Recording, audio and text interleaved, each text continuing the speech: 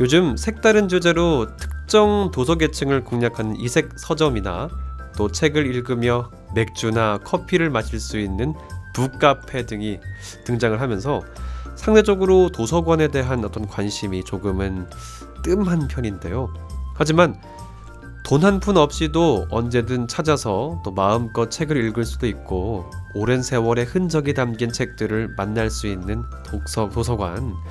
이 도서관은 세련된 서점이나 북카페와는 좀 또 다른 매력을 선사합니다.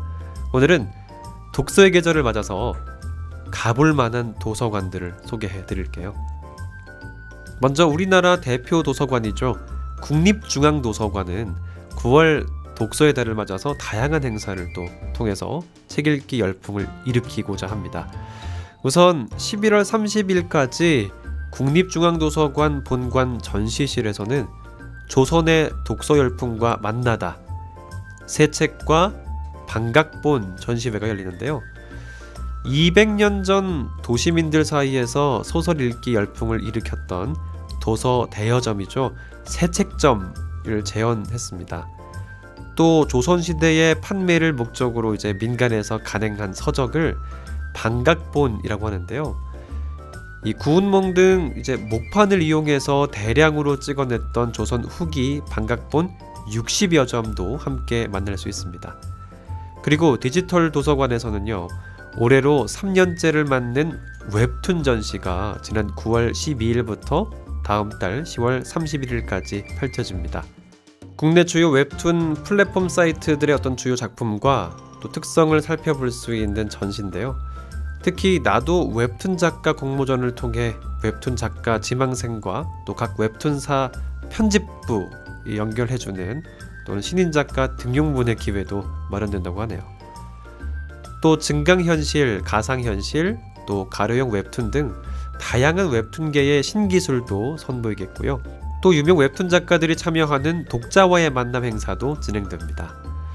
한편 해마다 전국 7만여 명의 장애아동 또 청소년들이 참여하는 장애아동 청소년 독후감 대회 시상식도 9월 26일 국립중앙도서관에서 열립니다. 시상식에서는 수상자들이 쓴 독후감을 발표하게 되고요. 또 시상식에 앞서서 장애아동 청소년들이 도서관을 보다 친근하게 또 느낄 수 있도록 수화 영상자료와 화면 해설 영상자료 상영 등의 행사도 열린다고 합니다. 국립어린이 청소년 도서관도 다양한 문화 행사를 준비 중입니다.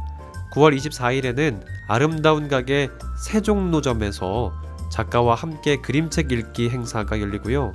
같은 날 주한 콜롬비아 대사관과 또 어린이들이 남아메리카 문화를 체험할 수 있는 그런 행사도 운영됩니다. 또 28일에는 자녀의 독서, 글쓰기 지도 등 다양한 강의로 구성된 부모를 위한 독서 문화 강좌도 열릴 예정이고요. 그리고 국립세종도서관도 9월 1일에서 24일까지 그림책으로 토론하기, 또 아이와 책으로 소통하기 등 독서 관련 특강도 운영합니다. 한편 가을을 맞아 고풍스러운 분위기를 또 느껴보고 싶다면 서울 종로구에 밀집되어 있는 문화재 도서관들을 찾아보시는 건 어떨까요? 고종 황제가 1891년 건립해서 서재 겸 또 외국 사신 접견 장소로 이용하던 경복궁 지복제가 올 4월부터 왕실 관련 서적이 가득한 고궁도서관으로 문을 열었습니다. 옥같이 귀한 보배를 모은다는 뜻의 집옥이란 이름처럼 이 귀중한 서적들이 모여있는 뜻깊은 곳인데요. 지복제의 원형을 유지하면서 또 한국 목재와 한지로 디자인한 서가와 열람대 등을 비치해서 궁궐의 우아한 멋을 느낄 수 있습니다. 조선시대 생활상을 엿볼 수 있는 역사, 인물, 문화 관련 도서 1000여 권, 그리고 원래 지복제에 보관돼 있던 왕실 자료 350여 권, 그리고 외국인을 위한 우리 문학책 번역본 등을 갖추고 있고요. 북카페로 꾸며진 팔우정에서는요, 궁중다과와 또 책을 함께 즐기면서 고궁에서의 여유로운 시간을 누릴 수 있습니다. 그리고 서울 종로구 화동의 정독도서관은 1990년 문을 연 경기고등학교가 1976년 서울 강남구로 이전하면서 그 자리에 세워졌는데요. 문화재청 등록문화재 제2호로 지정된 이 건물의 자리는 원래 근대 조선의 개화파였던 김옥균, 서재필, 박재순이 살던 집터입니다.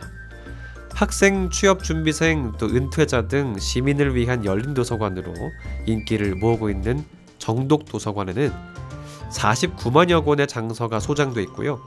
인기 관광지인 북촌에 있어서 여행자들의 쉼터 역할도 하고 있습니다.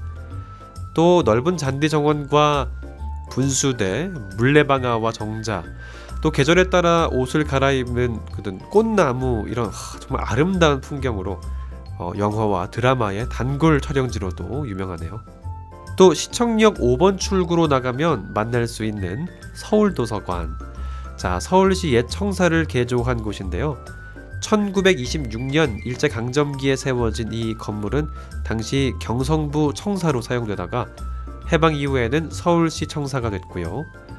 80년 넘게 서울의 중심부에서 파란만장한 대한민국의 근현대사를 모두 지켜본 등록문화재 제52호 건물입니다.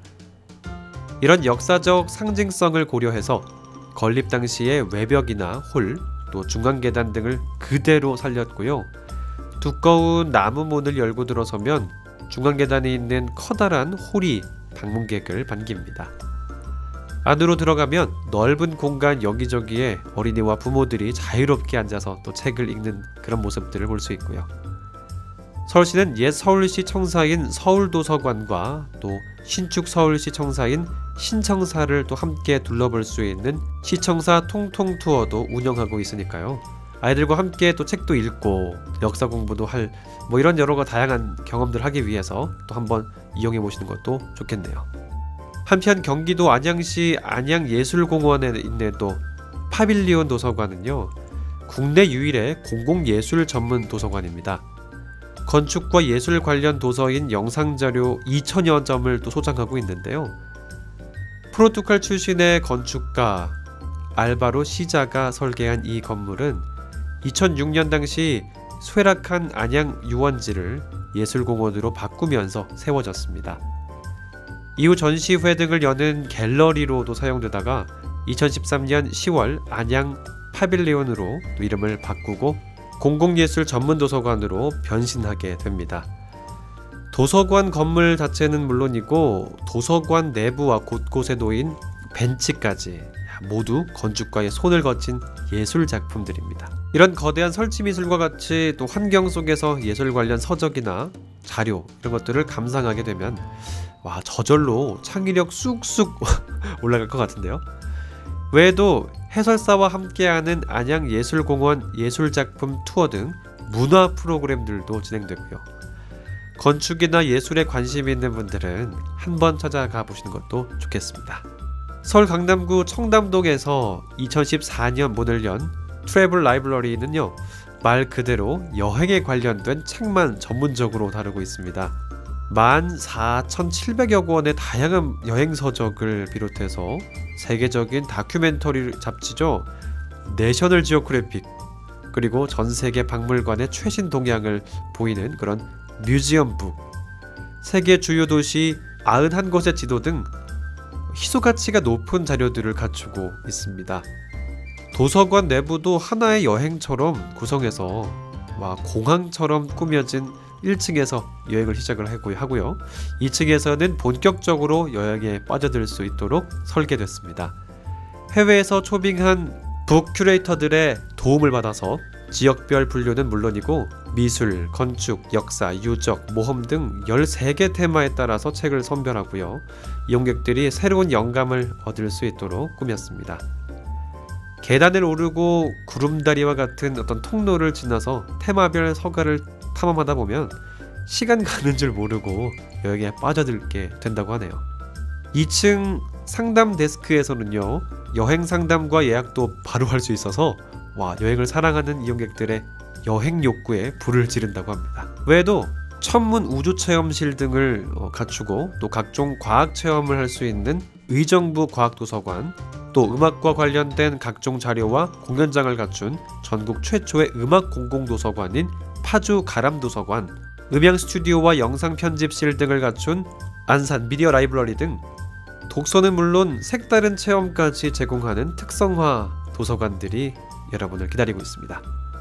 인터넷과 스마트폰의 영향으로 사람들이 자꾸만 책에서 멀어져가는 요즘이죠. 가족들과 함께 도서관을 찾아서 독서 습관도 키우고 또 새로운 경험도 해보는 시간을 가져보시면 어떨까요?